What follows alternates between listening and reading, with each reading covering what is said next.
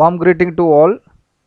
This session we are going to discuss the last topic of second unit, that is economics of process plan. So here we are going to discuss what is break even analysis. So the break even point in economics, business and the especially cost accounting is the point at which the total cost and the total revenue are equal. There is no net loss or gain and one has broken even. In short, all cost that needs to be paid are paid by the firm, but the profit is equal to zero. So there is no loss, no gain. That is, we call it as a break even point. Next, break even analysis example is given. A business that sells tables needs to make annual sales of 200 tables to break even. At present, the company is selling less than 200 tables. So the company plan to sell 200 tables in every year, but the company sells only less than 200 tables, therefore operating at the loss. So the company is be in the loss position. As a business, they need to consider increasing the amount of table that they are selling annually in order to make enough money to pay both their fixed and variable cost.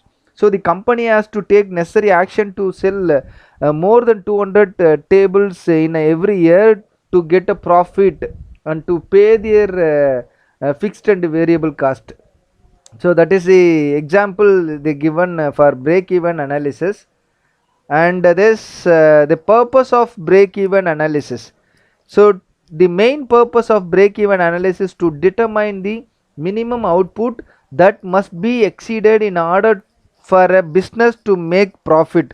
So the business, you have to find out how much component you have to produce to get a profit, so that you have to decide with help of break even analysis. It almost is a rough indicator of the earning impact of a marketing activity. Oh, earning, how much you have to earn, that you can find with help of break even analysis.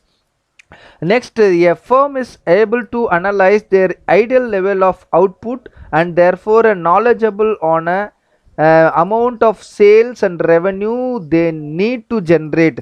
So amount of sales, how much component we have to sell, and how much amount we have to get from that product, so that you have to identify, and according to that you have to work and you have to meet the suppress and break even point and ensure the survival of the business.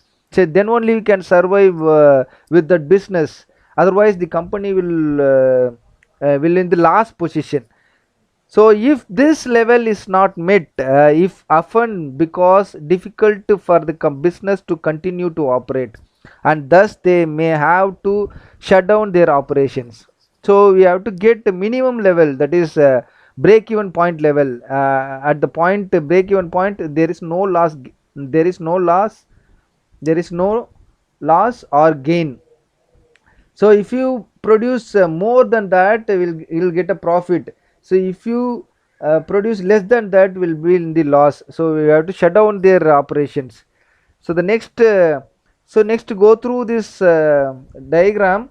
So it is clear indication of graph between unit sold and revenue generated. So unit sold, if you imagine your unit is sold in this particular point, that is break even point. So the break even point is no loss no gain position. If you produce the component less than this, your company will be in the loss.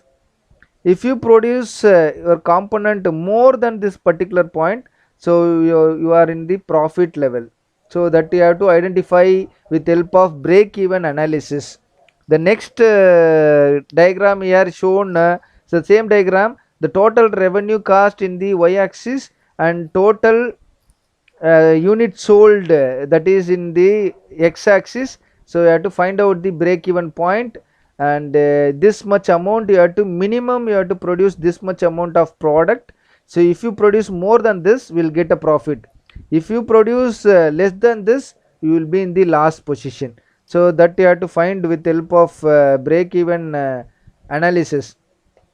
The next this small problem solving methods. So we have a formula for determining a break even quantity.